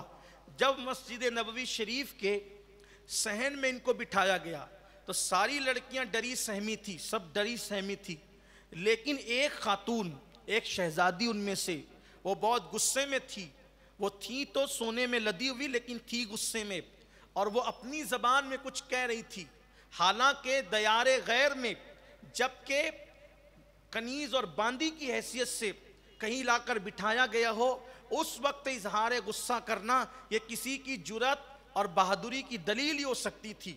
سیدنا فاروق اعظم کو بتایا گیا یہ سب کنیزیں ہیں، اور ان میں سے یہ 3 لڑکیاں جو ہے وہ شہزادیاں ہیں، بادشاہ کے گھر کی بیٹیاں ہیں، وہ بھی ہاتھ آئی ہے۔ تو یہ فیصلہ ہوا ایک کام کرتے ہیں، ان تینوں کو بھی بیچ دیں گے۔ جو ہے وہ اس دور کا طریقہ جو تھا کہ کنیزیں خریدی اور بیچی جاتی تھی، غلام خریدے اور بیچے جاتے تھے، تو شہزادی شہر بانو اور ان لوگوں کو کی طرف دیکھے بغیر فاروق اعظم نے کہا کہ یہ کنیزیں بانٹ دی جائیں، بیچ دی جائیں۔ تو اس وقت مولا کائنات نے کہا کہ یہ جب وہ شہزادیاں بادشاہ کے گھر کی بیٹیاں ہیں، تو توجہ بھی تو دیکھا کہ وہ غصے میں کچھ کہتی ہیں۔ فاروق اعظم نے فرمایا کہ یہ لڑکی کیا کہہ رہی ہے؟ تو جو لوگ ایرانی زبان سمجھتے تھے انہوں نے کہا یہ اپنے مردوں کو اور باپ داداؤں کو کوس رہی تھی کہ یہ نامردوں میں طاقت نہیں تھی تو مسلمانوں سے جنگ کیوں کی؟ ہم نے گھر چھوڑ کر کبھی آنگن نہیں دیکھا، اور اب مسلمانوں کے ہاتھوں ہمیں انہوں نے باندیا بنا دیا۔ کہا یہ جرات والی لڑکی ہے۔ تو فرمایا کہ ایک کام کیا جائے، اس سے پوچھو کہ یہ کون ہے؟ تو کہا کہ میں بادشاہ کی بیٹی ہوں اور یہ میری 2 بہنیں ہیں، یہ بتایا۔ تو فاروق اعظم نے جب یہ پوچھا تو کسی نے بیچ میں مداخلت کر کے کہا امیر المومنین بڑی بہادر ہے، کہ یہ یہاں آ کر اس طرح کی بات کرتی ہے، آپ اس کے ساتھ نکاح کر لیں، آپ نکاح کر لیں۔ فاروق اعظم نے فرمایا کہ جب بادشاہ کے گھرانے کی بیٹی ہے تو پھر بادشاہ کے گھرانے کی بہو بھی بننی چاہیے، بہو بھی بنے تو پھر اعلیٰ گھرانے کی بنے، بادشاہ کے گھرانے کی بنے۔ کا مطلب کہا کہ میرے نبی سے بڑا بادشاہ، بادشاہ کونین، شہنشاہ کونین، مصطفیٰ جان رحمت سے بڑی ذات کس کی ہو، اسی گھر کی یہ بہو بنے گی۔ اور پھر فرمایا اینہ حسین، حسین کہاں ہے؟ اور پھر مولا حسین تشریف لائے تو فرمایا یہ آپ کو سونپی جاتی ہے اور آپ اس کو آزاد کر کے آپ اس سے نکاح فرما لیں۔ تو ایک جو شہربانو تھی وہ امام حسین کے نکاح میں آئی، اور پھر جو دوسری ان کی بہن تھی وہ حضرت عبداللہ ابن عمر کے نکاح میں دی گئی، اور تیسری بہن جو تھی وہ محمد ابن ابو بکر کے نکاح میں دی گئی۔ اس کا مطلب حضرت عبداللہ ابن عمر، محمد بن ابو بکر اور حضرت امام حسین یہ تینوں ہمزلف ہو جاتے ہیں، یعنی شاہ ایران کی تینوں بیٹیاں ان حضرات کے نکاح میں آئی۔ اس طریقے سے پھر حضرت عمر ابن خطاب نے فرمایا، جب حضرت شہربانوں کی پیشانی پر نظر پڑی تو حضرت عمر ابن خطاب نے فرمایا اس شہزادی کی پیشانی میں عابدوں کی زینت کا نور دیکھ رہا ہوں، یعنی امام زین العابدین کی ولادت کی بشارت بھی عطا فرمائی۔ اور پھر حضرت امام زین العابدین ان کا نام نہیں ہے، ان کا نام کیا ہے؟ علی نام ہے۔ کیا نام ہے؟ علی۔ دیکھو نام علی سے مولا حسین کو پیار کتنا تھا، 3 بیٹے پیدا ہوئے، تینوں کا نام علی رکھا۔ یہ اکبر، اوسط، اصغر نام نہیں ہے، گویا یہ گنتی ہے۔ اکبر مطلب بڑا، اوسط مطلب منجلا، اور اصغر مطلب چھوٹا۔ 3 بیٹے اللہ نے دے، تینوں کا نام علی رکھا۔ اسی لیے تو ایک صاحب بیان کرتے ہیں کہ جس وقت دربار شام میں، دمشق کے دربار میں امام زین العابدین کھڑے تھے تو پوچھا تیرا نام کیا ہے؟ تو کہا میرا نام علی ہے۔ تو کہا میں نے تو سنا تھا کہ وہ علی تو کربلا میں کٹ گیا۔ تو کہا وہ بھی علی تھا، وہ بھی علی تھا، اس کا نام بھی علی تھا۔ تو کہا وہ بچہ جو کٹا وہ کہا اس کا نام بھی علی تھا۔ تو جھنجھلا کر یزید نے کہا تیرے باپ کو اور کوئی نام نہیں ملا تھا؟ کہا خیر تھی کہ 3 ہی تھے، اگر 3000 بھی ہوتے تو سب کا نام میرا بابا علی ہی رکھتا۔ نام علی سے پیار اتنا تھا، نام علی سے پیار اتنا تھا کہ تینوں کا نام علی رکھا۔ یہ پیار کی بات ہے، لوگوں کو ایک نام علی ہضم نہیں ہوتا۔ امام حسین نے تو تینوں کے نام علی رکھے تھے، یعنی پیار کتنا تھا۔ اس سے پتا چلتا ہے امام حسین کے دل میں کیوں نہ ہو جس کا پیار ایمان کی ضمانت۔ بہرحال یہ سیدہ شہربانو اللہ نے بہت حسن سے نوازا تھا۔ کہتے ہیں کہ ان کا مزار اس وقت ایران کی سرزمین پر۔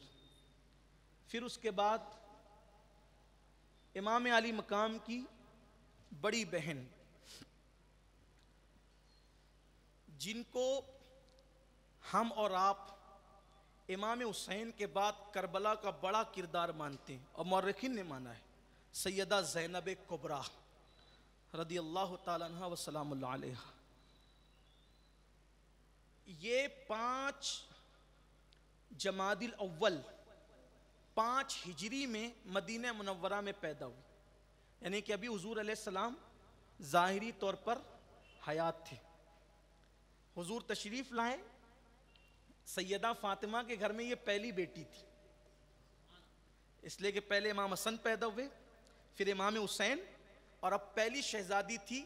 یہ معاف کیجئے گا، یہ جو کبھی کبھی میری زبان سے بیٹا بیٹی یا بچہ بچی نکل جاتا ہے، یہ صرف سمجھانے کے لیے، ورنہ ہم ان کو بچہ بچی بیٹا بیٹی نہیں کہتے۔ یہ شہزادے لوگ، عقیدتوں کو گوارا نہیں ہوتا کہ، اور ہمارے بزرگوں کا طریقہ بھی یہی، ہم نے سنا ہے اپنے بزرگوں سے کہ ایک مرتبہ محدث اعظم پاکستان کے سامنے کسی نے تقریر میں کہہ دیا نبی کی بیٹی فاطمہ، تو آپ نے تقریر کے بعد فرمایا بیٹے، نبی کی بیٹی فاطمہ کی بجائے نبی کی شہزادی فاطمہ کہتے تو یہ ادب سے زیادہ قریب تھا، مگر چونکہ محفل میں سبھی لوگ ہوتے ہیں تو سمجھانے کے لیے، بتانے کے لیے تھوڑا سا نیچے اترنا پڑتا ہے۔ حالانکہ یہ بھی کوئی بے ادبی نہیں ہے، لیکن میں یہ چاہتا ہوں کہ ہم ادب کے معاملے میں جتنی بلندی پہ جا سکیں، کیونکہ دین پورا کے پورا ادب کا نام ہے۔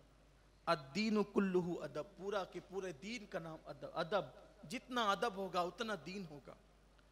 تو لیکن صرف سمجھنے سمجھانے کے لیے، تو پہلی شہزادی تھی، پہلی بیٹی تھی سیدہ فاطمہ کے گھر، مولائے کائنات کے گھر حضور آئے۔ ان کے کان میں بھی حضور علیہ السلام نے اذان پڑھی۔ آپ ان کی جرأت دیکھتے ہیں نا، جو بہادری سنتے ہیں، ابھی آگے سنیں گے اس بہادری کا راز کیا ہے۔ شیر فاطمہ ہے، خون علی ہے، لعاب نبی ہے۔ دیکھیں جو عناصر وہاں ہے امام حسین کے پاس، وہ یہاں بھی ہے۔ جو گود وہاں ہے وہ یہاں بھی ہے۔ جو تربیت وہاں ہے وہ یہاں بھی ہے۔ جو گھر وہاں ہے وہ یہاں بھی ہے۔ سیدہ زینب کی ولادت ہوئی، سرکار نے فرمایا دونوں سے، مولائے کائنات سے سیدہ فاطمہ، نام کیا رکھو گے؟ دونوں نے کہا مالک و مختار، بندہ نواز، غریب پرور، جو آپ نام رکھیں۔ کیا نام رکھا؟ زین اب۔ کیا نام رکھا؟ زین اب، ملا کر پڑھتے ہیں زینب۔ زینب کا مطلب کیا ہوتا ہے؟ زین اب، زین کہتے ہیں زینت کو، اور اب کہتے ہیں عربی میں باپ کو، باپ کی زینت، زینت علی۔ سوچیں آپ، جس کو کرم اللہ وجہ الکریم کہتے ہیں، اس کی بیٹی کا نام ہے زینب۔ اور زینب کا ایک معنی ہوتا ہے سب سے ہٹ کر، یونیک۔ ایک معنی یہ بھی ہوتا ہے سب سے ہٹ کر، یونیک۔ دیکھ لینا کربلا میں، سب سے ہٹ کر۔ عورت کا تصور کیا؟ برتن دھونا۔ عورت کا تصور کیا؟ کپڑے دھونا۔ عورت کا تصور کیا؟ کھانا پکانا۔ عورت کا تصور کیا؟ مرد سامنے آئے تو لرز جانا۔ عورت کا تصور کیا؟ مرا ہوا چوہا دیکھ لے تو کانپ جانا، حادثے کی تاب نہ لانا۔ لیکن سب سے ہٹ کر نبی نے جس کا نام رکھا، ذات بھی سب سے ہٹ کر تھی۔ پورا دربار بھرا ہے، اور مردوں کی طرح جو استقامت کے ساتھ کھڑی ہے اللہ کے دین کا علم لے کر، اسی کو زینب کہتے ہیں۔ بھائی چار مردوں کو دیکھ کر کے عورتوں کی زبان نہیں کھلتی، عورت کی کمزوری ہے، لیکن یہ لعاب مصطفیٰ کی ہیبت تھی، طاقت تھی، جرأت تھی کہ کوفہ کے دربار میں ابن زیاد جیسے کو جو ہے وہ لاجواب کر دیا، اور پھر دربار یزید میں تو چھکے چھڑا دیے۔ ابھی وہ ذکر بعد میں آتا ہے۔ تو یہ 5 ہجری میں 5 جمادی الاول کو ان کی ولادت۔ ان کے 61 القابات ہیں۔ کتنے القابات ہیں تاریخ میں؟ 61 القابات ہیں۔ شریکت الحسین، ثانی زہرا، حورا، تقیہ، نقیہ، حافظہ، عالمہ۔ حضرت امام زین العابدین کہتے ہیں ہمارے خاندان میں فاطمۃ الزہرا کے بعد ان سے بڑی عالمہ کوئی نہیں تھی۔ صرف 5 سال کی عمر میں انہوں نے قرآن حفظ کیا تھا۔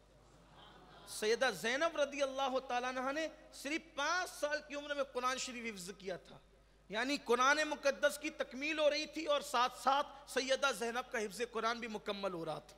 یہ سیدہ زینب رضی اللہ تعالیٰ عنہ کی شان ہے۔ پھر اس کے بعد گھریلو کام کاج وغیرہ سب چیزیں اللہ نے بہت نوازا تھا۔ تربیت کس کی تھی؟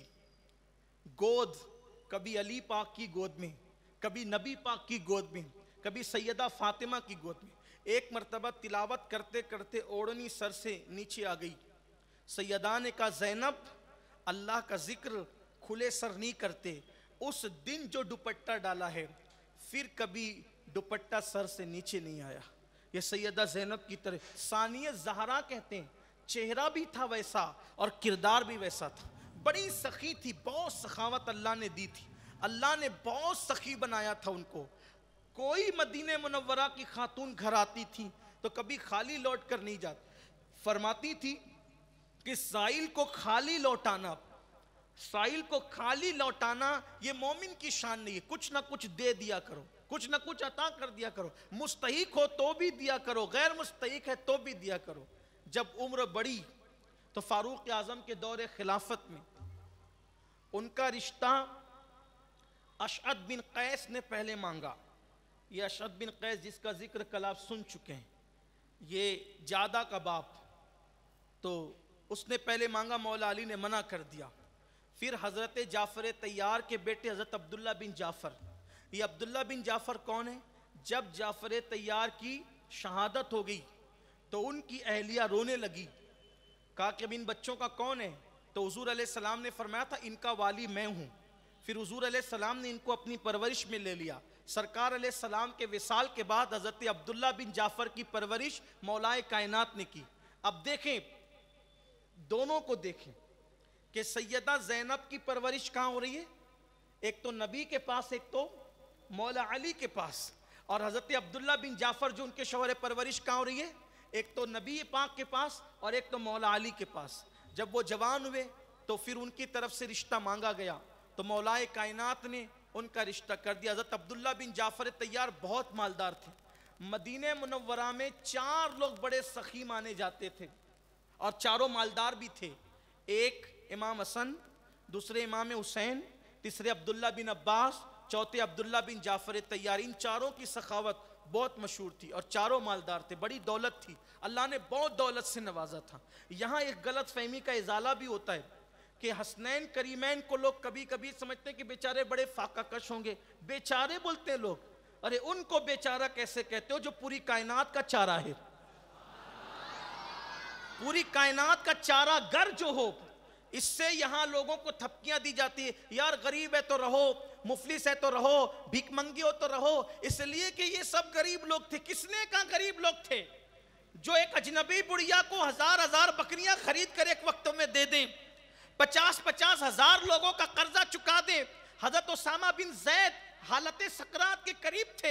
امام حسین ملاقات کے لیے گئے. حضرت اسامہ بن زید سے کہا غمگینو موت کی وجہ سے؟ کہا نہیں، موت سے زیادہ قرضے کا غم ہے. 60,000 درہم مجھ پہ قرض ہے، ڈر لگتا ہے مقروض دنیا سے جاؤں گا تو کیا ہوگا. امام حسین نے فرمایا فکر مت کرو، وہ 60,000 میں ادا کر دوں گا. کہا لیکن اگر مر جاؤں گا اسی حالت میں وہ بوجھ لے کر جاؤں گا، آپ تو ادا کر دیں گے، میں چاہتا ہوں کہ انتقال سے پہلے ادا کر دوں. امام نے فرمایا فکر نہ کرو، تمہاری روح نکلنے سے پہلے وہ 60,000 کا میں ادا کر دوں گا. گھر گئے، 60,000 لیا اور لینے کے بعد وہ قرضہ ادا کر دیا. قرضہ لوگوں کا 60,000 ادا کرنے. ایک مرتبہ ایک شخص آیا، کہا میری بیٹی کی شادی ہے، میں غریب آدمی ہوں، میں چاہتا ہوں کہ میری بیٹی کا نکاح شان سے ہو. فرمایا ہو جائے گا. کس شان سے ہوا؟ اس کے جہیز میں 1000 کنیزیں دی اور ہر کنیز کے ہاتھ میں 1000 درہم دیے. یہ بھیک مانگنے والوں کے لیے، جو بھیک مانگنے آتے تھے ان کو. اس لیے سنیوں مالدار بنو، دیندار بنو، دیندار بھی بنو، مالدار بھی بنو. دین چھوڑ کے مالدار بنو گے تو فرعون اور قارون کے راستے پہ چلو گے، اور دین کے ساتھ مالدار بنو گے تو حسنین کریمین کے راستے پر، عثمان غنی کے راستے پر، عبد الرحمن ابن عوف کے راستے پہ. لیکن یہ مالدار بننے کا مطلب یہ نہیں کسی کی گردن دبا کے بن گیا، کسی کا کروڑوں ہضم کر کے بن گیا، کسی کا لوٹ مار کے بن گیا. معاذ اللہ ایسے نہیں، حلال کے ذریعے سے بنو. کوشش کرو، مال برا نہیں ہے. لوگوں نے تو پتہ نہیں مال کو کیا سمجھا ہے. مال حاصل کرو حلال سے، مال برا نہیں ہے. 25 حج ایسے ہی ہوتے ہیں؟ 25 حج بغیر مال کی ہوتے؟ 1000 روپے، لاکھوں روپے لوگوں کو یوں ہی لٹائے جاتے ہیں؟ نہیں، ایسے نہیں ہے، ایسے نہیں. بلکہ یہ سب مالدار تھے. امام موسیٰ کاظم بھی بہت مالدار. امام موسیٰ کاظم کون؟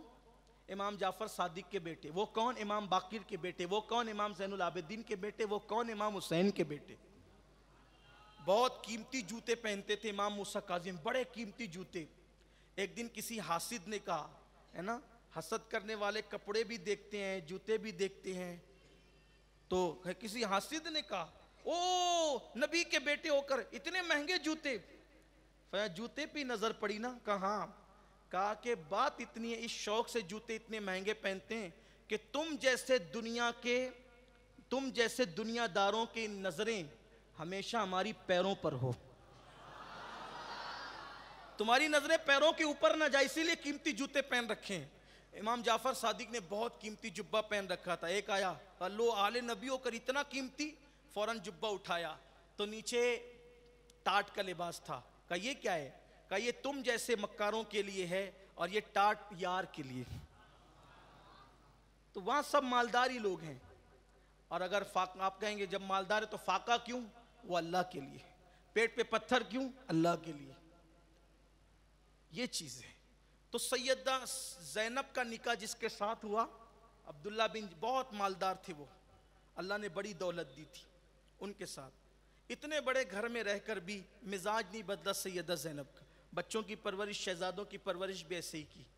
پھر جب 37 ہجری میں، جب ہجری 37 آئی تو مولائے کائنات کا دور آ گیا۔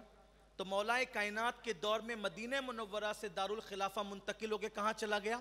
کوفہ میں چلا گیا۔ تو کوفہ میں جب مولا علی گئے تو امام حسن بھی وہیں گئے، امام حسین بھی وہیں گئے۔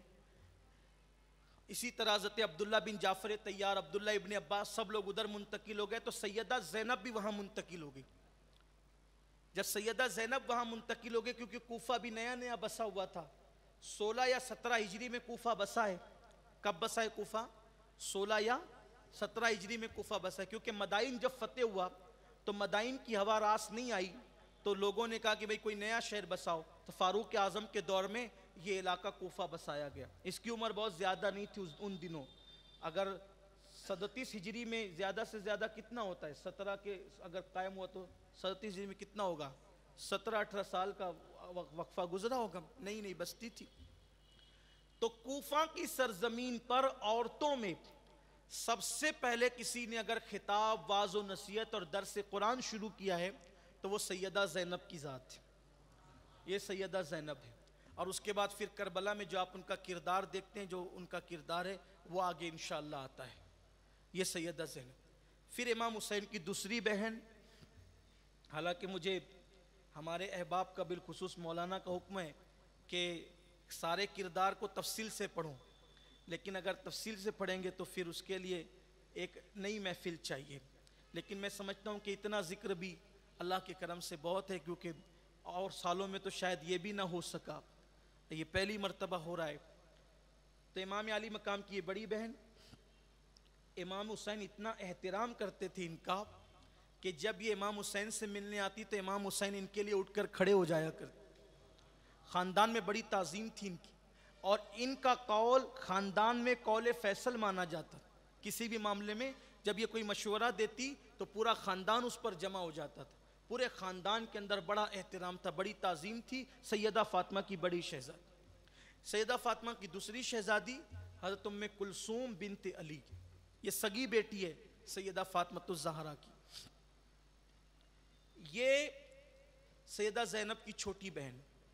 جب واقعہ کربلا بیان ہوتا ہے تو کچھ لوگ جب ڈنڈی مارتے ہیں تو پورا فوکس سیدہ زینب کے کردار پہ کرتے ہیں اور حضرت ام کلثوم کو بالکل نظر انداز کرتے ہیں، حالانکہ ہم تو غلام ہیں اہل بیت کے، ہمارے لیے تو ساری ہستیاں قابل تعظیم، قابل احترام ہیں۔ یہ حضرت ام کلثوم جو تھی چھوٹی بہن تھی سیدہ زینب کی اور امام علی مقام کی، ان کا نکاح حضرت سیدنا عمر ابن خطاب کے ساتھ ہوا تھا، اور یہ حضرت عمر ابن خطاب کی بیوی تھی، تو میدان کربلا میں بھی یہ آئی تھی۔ اور اب یہاں ایک خاص بات، سیدنا فاروق اعظم کے ساتھ ان کا نکاح کیوں ہوا؟ اب آپ خود سوچیں کہ فاروق اعظم کی عمر اور حضرت ام کلثوم کی عمر بڑا فرق ہے، بہت بڑا فرق ہے، لیکن فاروق اعظم کے ساتھ نکاح کیوں ہوا؟ امیر المومنین سیدنا عمر ابن خطاب رضی اللہ تعالیٰ عنہ مولا علی کے پاس ہے، کہنے لگے کہ علی ام کلثوم کے ساتھ نکاح کرنا چاہتا۔ مولا کائنات نے فرمایا کہ عمر آپ دیکھتے ہیں عمر اس کی چھوٹی ہے، تو کہنے لگے نہیں، اللہ کی قسم، اللہ جانتا ہے، منبر پہ کہا اللہ جانتا ہے کہ میں کسی نفسانی خواہشات کے لیے ام کلثوم سے نکاح نہیں کر رہا ہوں، بلکہ میں یہ چاہتا ہوں کہ رسول اللہ نے فرمایا کہ قیامت کے دن سارے رشتے ناتے منقطع ہو جائیں گے، ٹوٹ جائیں گے، ختم ہو جائیں گے. کسی کو کسی کا نسب کام نہیں آئے گا، کسی کو کسی کا حسب کام نہیں آئے گا. سارے حسب نسب خونی رشتے بھی منقطع ہو جائیں گے. الا نسبی و سبابی، سوائے میرے نسب کے سارے نسب ختم ہو جائیں گے. تو اے علی، میں اپنی نفسانی خواہش کے لیے نکاح نہیں کر رہا ہوں، بلکہ ام کلثوم کے ساتھ نکاح کر کے فاطمہ کا داماد بننا چاہتا ہوں، اور سیدہ فاطمہ سے اپنا رشتہ جوڑ کر کے رسول اللہ سے رشتہ جوڑنا چاہتا ہوں، تاکہ قیامت کے دن یہ نسبت فاطمہ کام آ جائے. یہ ہے اہل بیت کی نسبت. حالانکہ عمر ابن خطاب کون ہیں جن کے لیے قرآن کی آیتیں اترے؟ عمر بن خطاب کون ہیں جن کی شان میں قرآن کی آیتیں اترتی ہے، جس کی زبان پہ حق جاری ہوتا ہے، جس کو دیکھ کر شیطان رستہ بدل دیتا ہے، جس کی نیکیاں آسمان کے تاروں کے برابر ہیں، جس کا ذکر توریت اور انجیل میں ہے. وہ کیا کہہ رہے ہیں؟ اہل بیت سے رشتہ جوڑ رہا ہوں. اور پھر آپ کے ساتھ نکاح ہوا اور ایک شہزادے بھی پیدا ہوئے جن کا انتقال ہو گیا بچپن. پھر جب حضرت عمر ابن خطاب کی شہادت ہوئی، تو پھر حضرت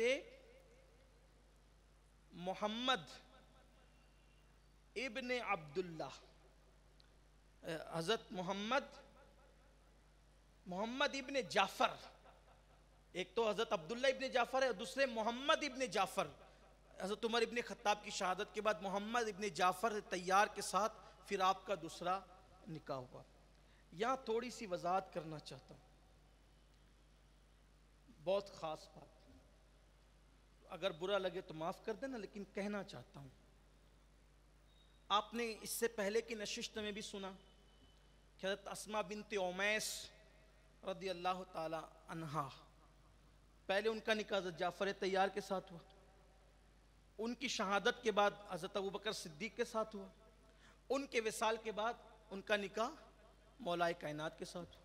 پھر یہ حضرت ام کلثوم کا معاملہ کہ پہلے یہ فاروق اعظم کے نکاح میں تھی، ان کی شہادت کے بعد پھر محمد ابن جعفر طیار کے ساتھ نکاح ہوا. اس طرح اور بھی خواتین. لیکن آج اپنے معاشرے کا حال یہ ہے کہ اگر کوئی عورت بیوہ ہو جاتی ہے، کوئی عورت اگر بیوہ ہو جائے تو بیوہ ہونے کے بعد وہ خود بھی اور اس کے خاندان والے بھی اور ہماری قوم بھی اس بیوہ کے دوسرے نکاح کو عیب سمجھتے ہیں، اور لوگ کہتے ہیں کہ یہ شرافت کے خلاف ہے. بھئی شوہر مر گیا، اب صبر کرو، جو ہونا تھا ہو گیا، ہے نا؟ یہی کہتے ہیں لوگ. اور وہ جوانی میں چاہ کر بھی نکاح نہیں کر سکتی، دل چاہتا ہے، مگر ظالم معاشرہ، ظالم رسومات، ظالم رسمیں، ظالم زنجیریں، تانے کا خوف، عورتوں کی تانہ زنی کا خوف اس جوان عورت کو سسک کر مرنے پر مجبور کر دیتے ہیں. وہ دوسرا نکاح نہیں کر سکتی، شرافت کے خلاف ہے. میں پوچھنا چاہتا ہوں کہ اسماء بنت امیس سے بڑا بھی کوئی شریف ہے اس وقت سماج میں؟ ام کلثوم بنت علی سے بڑھ کر بھی کسی کے پاس شرافت ہے؟ جن کے قدموں میں گویا کہ شرافت کو معراج نصیب ہوتی ہے، یہ ان خواتین کی داستان پڑھی جا رہی ہے. جب انہوں نے بیوہ ہونے کے بعد دوسرا نکاح پسند کیا، قبول کیا، تو آج ہماری جوان بچیاں، اور یاد رکھنا، زبردستی کسی جوان بیٹی کو بیوہ ہونے کے بعد بھی نکاح سے روکنا، اس کی خواہشات کو کچلنا، کبھی کبھی اس کو غلط راستے پر ڈال سکتا ہے. اس لیے یاد رکھیے، بیوہ کا نکاح ہونا چاہیے. ہاں اگر اس کو خواہش نہیں ہے، بچے چھوٹے ہیں، وہ صبر کر سکتی ہے تو بات الگ ہے. پھر حضور علیہ السلام کی طرف سے بشارت ہے کہ اگر کوئی عورت بچے چھوٹے ہونے کی وجہ سے اس بچوں کا خیال کرتے ہوئے بیوگی کے بعد بھی دوسرا نکاح نہ کرے بچوں کے خیال سے، تو وہ خاتون اور میں جنت میں اتنے پڑوس میں ہوں گے، قریب ہوں گے جیسے 2 انگلیاں قریب ہیں. بشارت بھی ہے. لیکن عام طور پر یہ دور گناہوں کا دور، ماحول کیسا عجیب ماحول ہے. اس لیے اگر جوانی کی دہلیز پر قدم رکھنے کے بعد کسی حادثے کے سبب کوئی لڑکی بیوہ ہو جائے، اس کا نکاح کرنا یہ شرافت کے خلاف نہیں ہے. اس طریقے سے تو ابھی اور بھی خواتین کے نام ہم لے سکتے ہیں، لیکن ابھی اس کا وقت نہیں. لیکن صرف یہ غلط رسم ہے. دیکھیے اپنے ذہن کو بدلیے، اپنی سوچ کو بدلیے، اپنی فکر کو بدلیے. یہ جو ہمارے درمیان مشرکانہ سوچ ہے، یہ کافروں کی جو فکر ہمارے اندر کہیں نہ کہیں سے آ گئی ہے، کسی کی تہذیب سے ہم متاثر ہو گئے، کسی کے مذہب سے متاثر ہو گئے، کسی کی فکر سے متاثر ہو گئے. نکلیے اس گندگی سے. اور میں خواتین سے کہتا ہوں اور لوگوں سے بھی کہتا ہوں، سرپرستوں سے کہتا ہوں کہ لوگ کیا کہیں گے، یہ فکر دل و دماغ سے نکال دو. ہماری کوئی بیٹی غلط راستے پر نہ جانے پائے. اسی طرح سے بیوہ جب ایک کے بعد، اور حضرت اسماء بنت امیس کا ذکر جب آیا تو میرے خیال میں آیا کہ پہلے ان کا نکاح حضرت جعفر کے ساتھ ہوا، شہادت کے بعد صدیق اکبر کے ساتھ، وصال کے بعد مولا علی کے ساتھ. اگر کوئی عورت کے 2 شوہر انتقال کر جائے تو لوگ تو کہیں گے کہ لو معاذ اللہ، یہ تو شوہروں کو کھا جاتی ہے، یہ تو منوس ہے. خود ماں خدیجۃ الکبریٰ کو دیکھ لیں، 2 بار بیوہ ہوئی اور تیسری مرتبہ حضور کے نکاح میں آئی. یہ شرافت کے خلاف نہیں ہے. اپنی سوچ بدلو. میں جانتا ہوں کچھ لوگوں کو یہ بات بری لگتی ہے کہ یہ کیا بات ہوئی، ہماری بیٹیاں گھروں میں بیٹھی ہیں. گھروں میں بٹھانا شرافت نہیں ہے، نکاح کر کے ان کو شوہر والی کرا دینا یہ شرافت ہے. تو یہ ذکر ہوا حضرت ام کلثوم رضی اللہ تعالیٰ عنہ کا. اب امام قاسم 2 جملوں میں، یہ شہزادے امام حسن کے، حضرت عبداللہ شہزادے امام حسن کے. اسی طرح حضرت عون ابن علی مولا علی کے بیٹے، محمد ابن علی مولا علی کے بیٹے. اسی طرح عمر ابن علی، عبداللہ ابن علی، عثمان ابن علی، یہ مولا علی کے بیٹے. یہ حضرات بھی کربلا میں ہیں.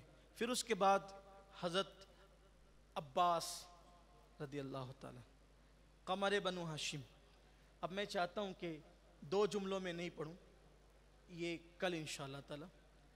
حضرت عباس کا ذکر کل، حضرت علی اکبر کا ذکر کل، حضرت علی اوسط امام زین العابدین کا ذکر کل، اور پھر قائد کربلا، سالار کربلا، تاجدار کربلا، آن کربلا، جان کربلا، شان کربلا، امانت کربلا، دیانت کربلا، شجاعت کربلا، شرافت کربلا، آبادی کربلا، وقار کربلا، ذکر کربلا. سبحان اللہ. بلکہ صرف کربلا کے ذکر نہیں، ذکر کربلا کا مطلب کربلا کی یاد. کربل کو کون یاد کرتا اگر مولا حسین نہ پہنچتی؟ وہ تو ویرانہ تھا، لوگ اس کو کرب اور بلا کہہ رہے تھے. ٹھیک، جب تک حسین نہ پہنچے تھے وہ کرب اور بلا تھی. جب حسین پاک کے قدم لگے تو اب وہ نجات کرب و بلا ہو گئی. اب اس کا ذکر نجات بن جاتا ہے کرب اور بلا سے. تو کل کچھ کردار پڑھ لیے جائیں گے اور پھر اس کے بعد حضرت عباس کا ذکر، مولا علی اکبر کا ذکر، مولا علی اوسط کا ذکر، مولا علی اصغر کا ذکر مختصر، اور پھر امام حسین کا ذکر پڑھ لیا جائے گا. اور پھر کل چونکہ ابھی ہم کہاں تک پہنچے، یزید نے ولید بن عقبہ کے ذریعے سے بیعت طلب کی، امام حسین گھر تشریف لائے، تیاری کا حکم دیا. تو کل اللہ نے چاہ وقت میں برکت رہی تو پھر ہم مدینہ منورہ سے رخصتی بھی کل پڑھ دیں گے انشاءاللہ. اور پھر امام علی مقام کا سفر مدینہ منورہ سے کربلا تک کا کیسا رہا، اس کی اگلی نشست میں. بس یہ ہے لاک ڈاؤن کے ایام کو ہم غنیمت سمجھیں اور بہت تفصیل سے اس مرتبہ بیان ہو جائے. پھر آگے وقت میں بڑی قلت بھی ہوتی ہے، دقت بھی ہوتی ہے، اور اتنے اطمینان سے پھر بیان بھی نہیں ہو پاتا ہے کیونکہ پرمیشن کا معاملہ بھی ہوتا ہے. حالانکہ یہاں بھی ابھی اگر رات بھر ذکر ہو تو نہ آپ اٹھیں گے نہ فقیر اٹھے گا، کوئی نہیں اٹھے گا. لیکن بات اتنی ہے، میں یہ چاہتا ہوں کہ لوگ اکتائیں نہیں، ذکر سے اکتائیں نہیں, لوگوں کی طبیعت باقی رہے, جمی رہے. ویسے اللہ کا شکر ہے کہ آپ 2 گھنٹہ بھی سنتے ہیں تو اکتاتے نہیں ہیں, لیکن میں یہ چاہتا ہوں کہ ٹائم پر گفتگو ختم ہو جائے, اور میں اس کا وقت کا بڑا خیال کر رہا ہوں. اللہ سے دعا ہے کہ اللہ تعالیٰ قبول کر لے, مولا حسین کی بارگاہ میں اللہ قبول کر لے. اور میں تو یہ سوچتا ہوں کہ جب ہم ذکر کرنے بیٹھتے ہیں, بی بی زہرا پاک خوش ہو کر اس محفل کی طرف نظر ڈالتی ہوگی, مولائے کائنات نجف سے نظر ڈالتے ہوں گے, حسنین کریمین نظر ڈالتے ہوں گے. بس ایک نظر پڑ گئی, آپ کا بیڑا بھی پار ہے, میرا بیڑا بھی پار ہے. ہمیں کسی سے کیا مطلب ہے, بس مطلب تو یہی ہے کہ ادھر کی نگاہ ہو جائے, مدینے والے کریم آقا کی نگاہ ہو جائے. مجھے یقین ہے کہ ان محفلوں پر ان کی کرم کی نگاہ ہے, بگڑی بن جائے گی انشاءاللہ. اور جو باتیں اچھی ہوئی وہ اللہ کی طرف سے تھی. اگر کوئی کوتاہی غلطی ہو گئی ہو تو یہ میرے نفس کی شرارت ہے, جس سے اللہ کی بارگاہ میں توبہ کرتا ہوں. استغفر اللہ ربی من کل ذنب واتوب الیہ وما علینا الا البلاغ. السلام علیکم ورحمۃ اللہ. رسالت کے پروانوں ہر سنیچر کو بعد نماز عشاء سنی دعوت اسلامی کے عالمی مرکز اسماعیل حبیب مسجد میں سنی اجتماع ہوتا ہے. آپ حضرات پابندی کے ساتھ اس میں شرکت فرمائیں. سنی دعوت اسلامی کی ویب سائٹ sunnidawatisllami.net پر وزٹ کریں اور بہت ساری دینی معلومات حاصل کریں.